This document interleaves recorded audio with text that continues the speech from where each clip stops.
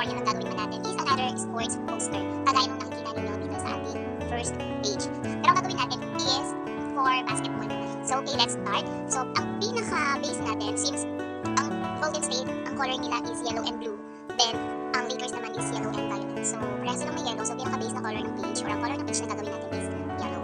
Then after that, guys, mag-add tayo ng ganitong, so hanap tayo ng shape.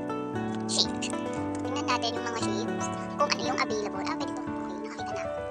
O kaya, parang ito na lang. Hindi, ito. Okay, so we need this. Try muna natin kung pwede to. Then, papatayo natin siya. So, dapat guys, 90. Lagay natin siya dyan. Then, kailangan natin siyang lakihan. At dapat is nasa center. Kaya kailangan natin itong i-duplicate para sure tayo. Ayan. Pero maglagay tayo ng konting space. Okay? Then, lakihan natin siya dito. At ito din, lalakihan din natin siya. So, kailangan unface sila. Ayan. And then, after that, kailangan pala nakaganyan. So, kailangan pa natin itong lakihan hanggang sa mapunta sila sa center. I-duplicate. And then, kailangan natin siyang ganyanin at pintuhin. Then, adjust ng kaunti. Kailangan naman natin mag-adjust na ganyan. Then, itago natin yung pinakasulok. Then, adjust na naman. Hanggang sa makuha natin yung laki na gusto natin. Adjust natin siya ng mga ganyan naman. Okay? Ayan. So, see? Then, ang gagawin pala natin guys, dapat pala basketball court na lang yung design o yung background natin. So, for example, ito, so gawin natin siyang background. Replace background. Ayan, then yung background guys ay bawasan na rin yung kanyang transparency. Okay? Tapos ito, papalitan natin siya ng color violet since si LeBron James ay violet yung Lakers. Dapat yung violet talaga, no? Tingin tayo dito sa uploads. Dapat may picture na may violet si LeBron James. So, kailangan natin kunin yung color na violet sa kanya.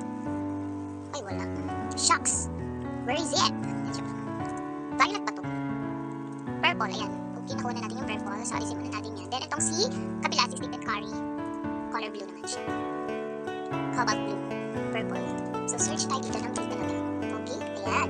So, okay na yan. And then, after that, kailangan din natin bawasan yung transparency. Ayun. Ilan ang transparency nito? 81. So, gawin na natin siya mga 75. Okay, ito din. Gawin din natin siya 75. Ayan, okay. And then, parang mas malaki ito ng konti. Ayan, okay na yan. Pagkatapos niyan, guys, ka-add na tayo ng pictures nila dalawa.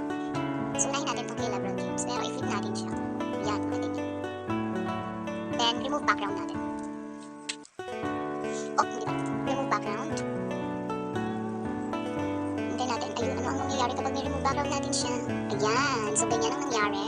So kailangan lang natin siyang lakihan. Ito, kailangan pa natin itong ibaba. Mga ganyan. At dito ka. Pantay na? Oo, pantay na. Yan. Tapos si LeBron James, i-bawasan din natin yung kanyang transparency. So 65. Then i-next natin ay si Stephen Curry. So kailangan natin lakihan si Stephen. Kasi parang ang liit-liit niya, no?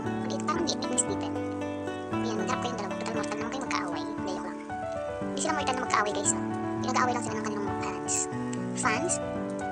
Try natin ang may background si Stephen Curry. Tapos, maganda din palang may background na lang. Pero mas maganda kapag away. So, remove natin yung kanyang background din. Ayan! Then after that, another picture ng dalawa. Yung medyo formal na nakatayo. So, ever. Dapat pala, nakataas pa sila. Sabihan pa natin.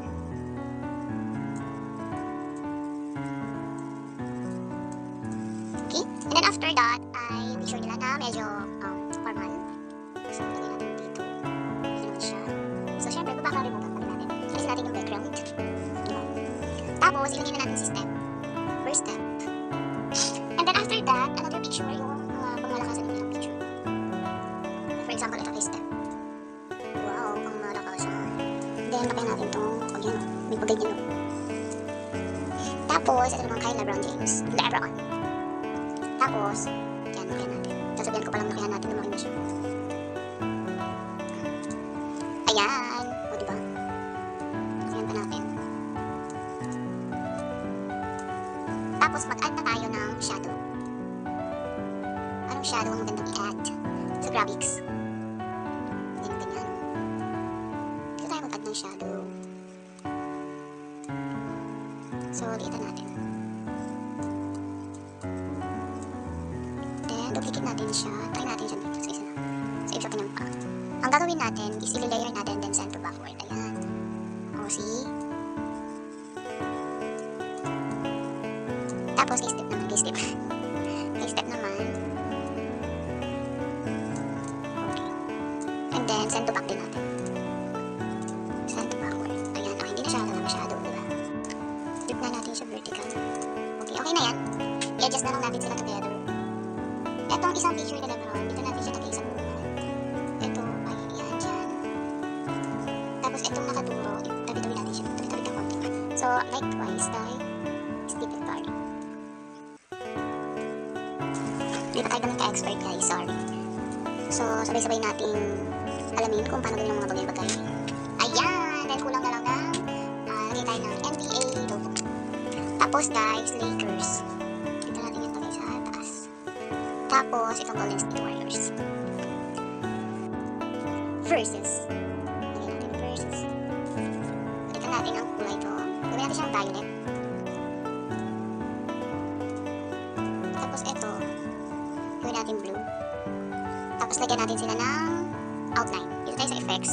Then, outline. Ang outline na ilalagay natin is white. Para itong kilas ni OC.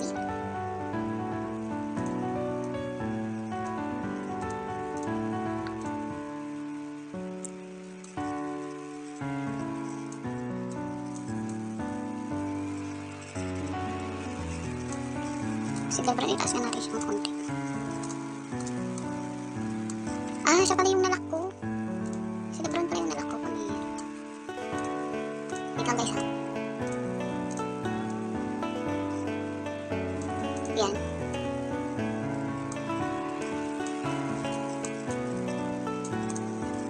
And then after that guys, alisin na natin ito pang bulot. Hindi na yung ganyan. After that guys is yung match day. So, hindi na tayo dito sa baba ng match day. Tago natin si step. May nakita ko isang picture ni step pala. Yun yung gamitin natin.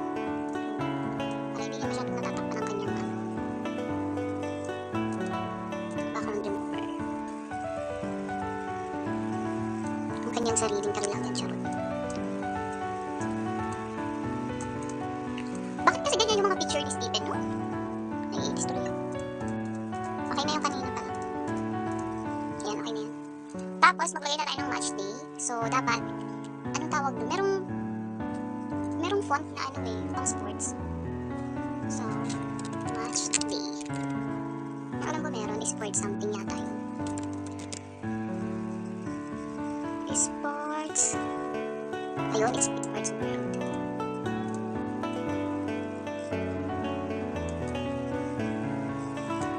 Match day, Lakers versus Golden State.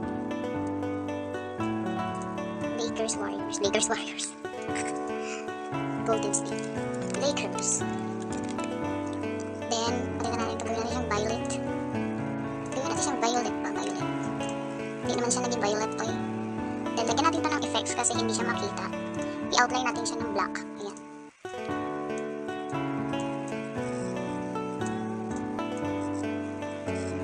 Lakers versus Warriors. Ang Warriors naman ay gawin natin blue. Tingnan yung laptop. Gawin natin siyang blue. Ayaw niya mag yung blue. Ayaw niya magpindot. Ay nako. Lagyan natin ito ng konti. Then tsaka tayo mag-duplicate na itong versus na ito. Liitan natin siya.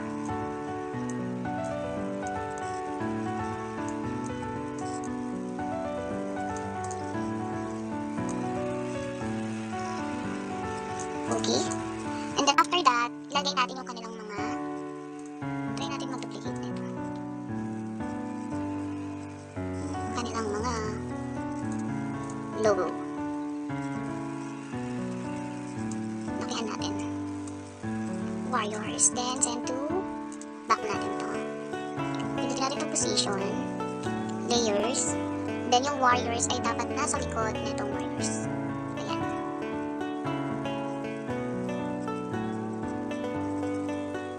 Lakers ay dapat nasa likod na Lakers. Okay. Yan.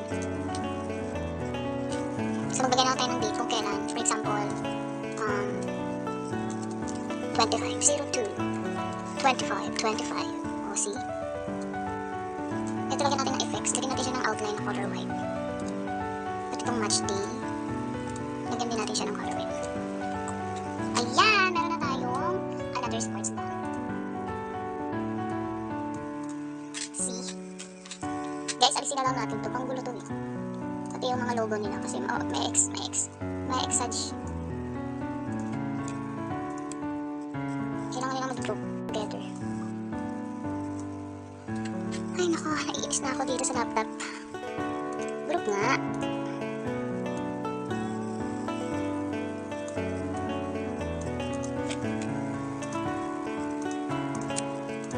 Okay.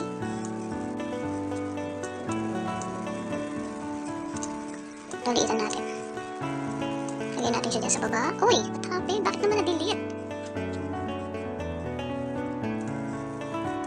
Lakayan pa natin ito. Pati sa Lakers, lakayan pa natin. Pwede namang ganyan lang. Ayan, ano ba naman yan? Kami David guys, nakakais din talaga minsan mag-tawag nito. Mag-edit kapag kayong laptop na hindi nakikisama. Parang ang lag-lag niya, naiinis na ako, hindi ko alam kung bakit. Parang yung match day, mababa natin siya. Malakihan natin ang count. Yan, see?